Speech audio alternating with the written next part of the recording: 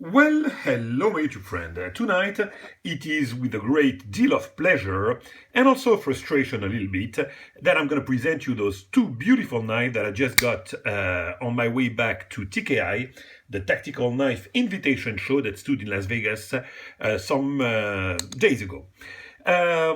Pleasure, of course, because those two marvelous pieces are just insane, as you're going to see, but frustration because when I was there, I made a kind of video in the heat of the moment after the scores that I made. And I was presenting three knives, and on those three knives, only one is remaining, this one. And then I lost my phone with everything on it, the pictures, the video, all my souvenirs of that show. So yeah, hence the frustration. Second frustration is that I hate to do some retakes. So what I wanted to say about this show at that time, I said it, and I will have to say, I don't know, a couple of words on that, but I don't do retakes, so that's gonna be really fast. So basically, long story short, that show, I didn't like it. I didn't like it because it was way too fast. I mean, if you live in the area of Los Angeles or Nevada or whatever, if you go there and want to spend like 5 hours on the show, easy to get a knife. I mean, if your only point is to score a knife and have your chance at the lottery, okay, I can get it. But if you come from further than that, that's frustrating. I mean, you spend your whole time putting your tickets, you don't even have time to check the knives or talk with the makers. I mean, that was my first impression of this first TKI, and I'm not sure that I will ever do it again. Unless I live in the area of Nevada, hopefully soon, I don't know. Maybe it will happen one day that I will move to the United States of America. With that being said, I'll leave it at that for my impression about the show. Other than that, I mean, it was brilliant. The best maker there. I mean, literally the best maker there. And your chance to score a knife, but I'm not the lucky one. I scored the bag. I was the second, to get in the draw. Other than that, I didn't score anything, but I was lucky at the end of the day to get exactly. I mean, this knife I was chasing, like crazy. When I saw Brad Southard post about this one, it just drove me crazy, and that was exactly the one that I was chasing like mad. Mark Strauss from Knifeology scored it at the lottery, and he was kind enough, even if I paid premium, to let it go while I was there, because Mark is a collector and usually he likes to play with knives before selling them, and for that I thank him a lot, because I got to play with it fast, and I got to, to make my preemption on the knife and don't lose it. So I'm really happy to have scored this one, and this one was involved in a trade with my brother, Mr. Scott Wolfram, for Blade Junkie, the one and only. So yeah, I traded my Lambert plus some money for that exquisite Persian from Mr. McGinnis that he made for last G7, if I remember correctly. Let's see that. Yeah, 2015. Yeah, that was for G7. One of the lottery knife at G7. So now I'm gonna talk about. I've said what I've said about TKI, and we'll leave it at that. And I'm gonna talk about those knives. So I might be a little bit fast on the Persian, because I already have a video of my first Persian. I don't know where it is.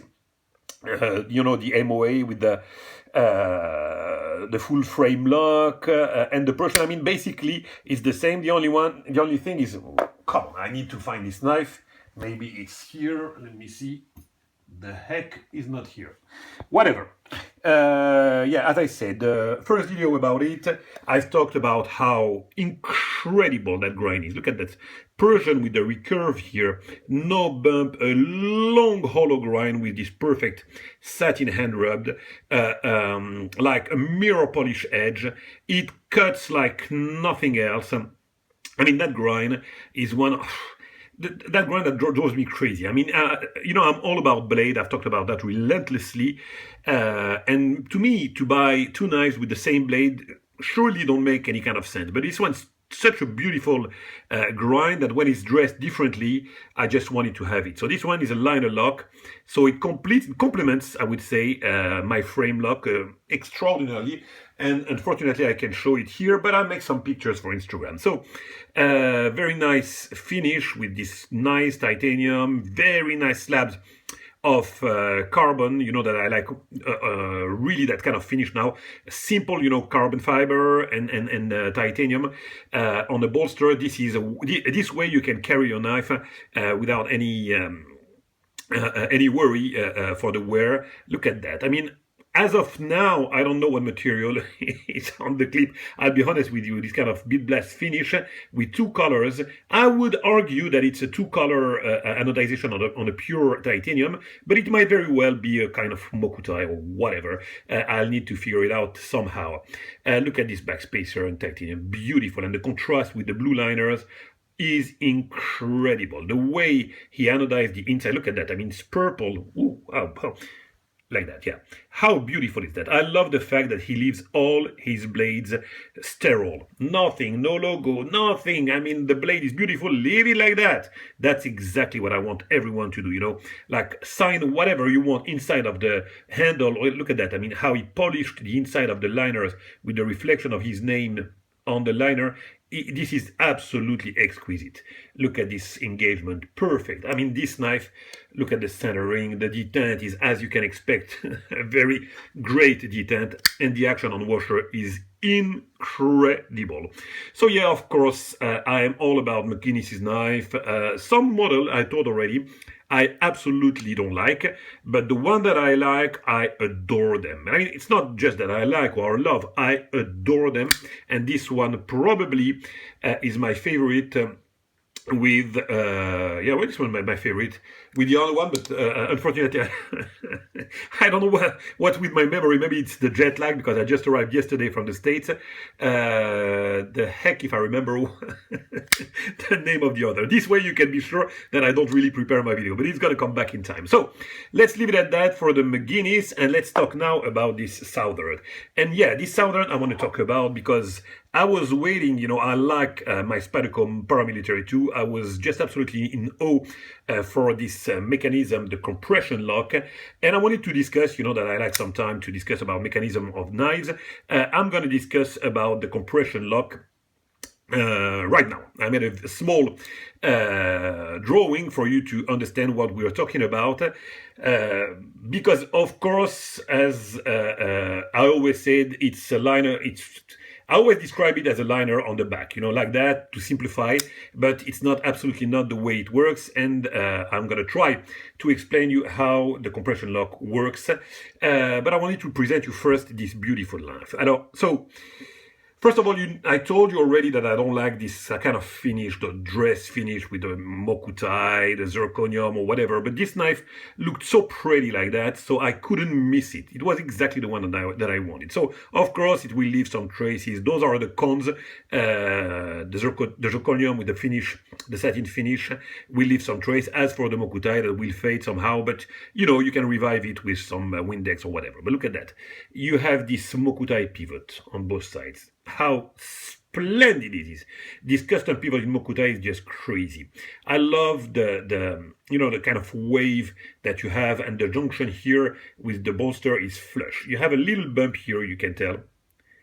This is something, you know, I don't know, you know, there are tiny flaws. There is one here, of course, there is one here. Other than that, the knife is absolutely, absolutely perfect. But I have to mention it. There is also a little dot on the blade. Nothing, yeah, you can tell here in this area, a little dot.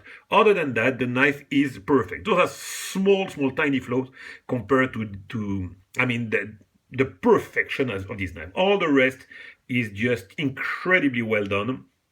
And the finish is beautiful. I love this clip with the... Look at that. I mean, the color is totally different.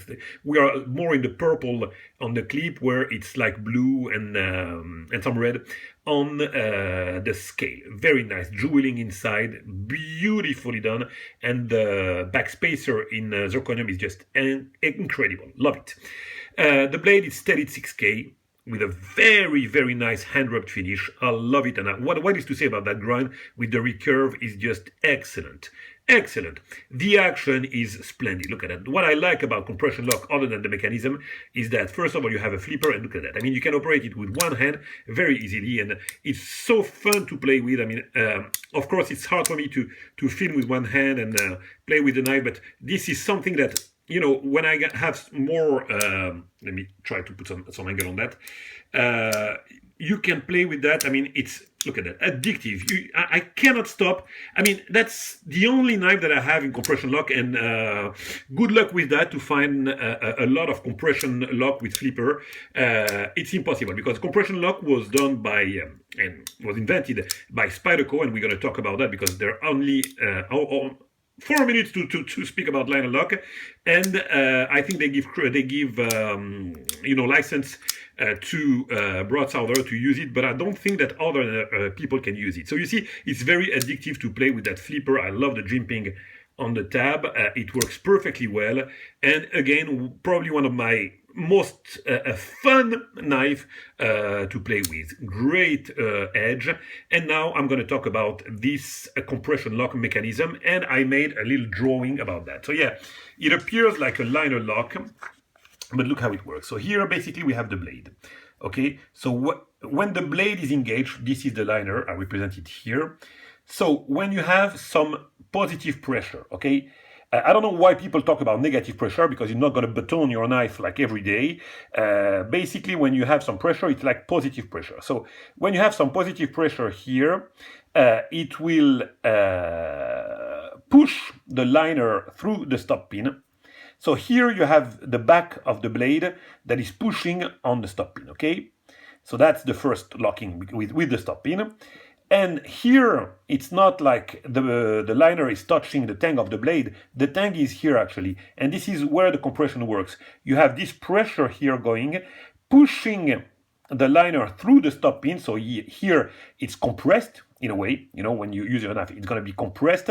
So it's going to be compressed here with the tang, the liner pushing here, the stop pin, and here the blade also pushing on the stop pin. So this is way more rigid, more sturdy than any of the liner that's going to press in that direction, that can move, you know, because if you press in that direction, you can move, you know, sideways, whether depending on how your tang is done, or the angle that you use, the way your liner works, you know, you're going to either fail or over travel. A liner can fail for sure, but here, I mean, the use of the knife basically maintain all this, you know, all together. So basically, you see what I mean. This is compresses this is the blade, compresses the liner, which compresses the stop pin, and the back of the blade compresses also the stop pin.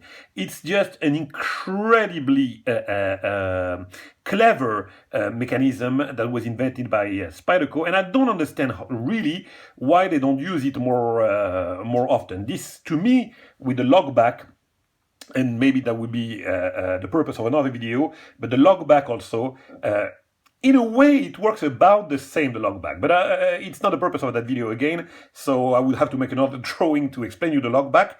But for me, the lock back is the more, I mean, the sturdiest mechanism. Then after that, I argue that probably the compression lock is the second one, even sturdier, I would say, than a frame lock. I will leave it at that for this explanation. I hope it makes some sense. And I'll finish the last minute by, you know, playing with this knife, because that's exactly what I do on a daily basis. I absolutely cannot stop playing with that. You see, you have really the nice choil here for your fingers, and again, it's a knife. So I love the size of it. Still, you can have a nice grip with a large hand, and for EDC, it's just perfect. So I already, I carry it in a small pocket. It's so small that I can carry it in a small pocket of my jean, and it's just a perfect knife for small task and a great knife to fondle. I mean, I cannot imagine more fun, or it's not more fun, it's just that it's unique to play with, because even the paramilitary are not flippers. So to me, that's the one of the rarest mechanism, like the flipper with the compression lock. And with that being said, my friend, we are heading to the 15 minutes, so I'll leave it at that, and I'll catch you very soon for another video. Bye bye, it was a pleasure.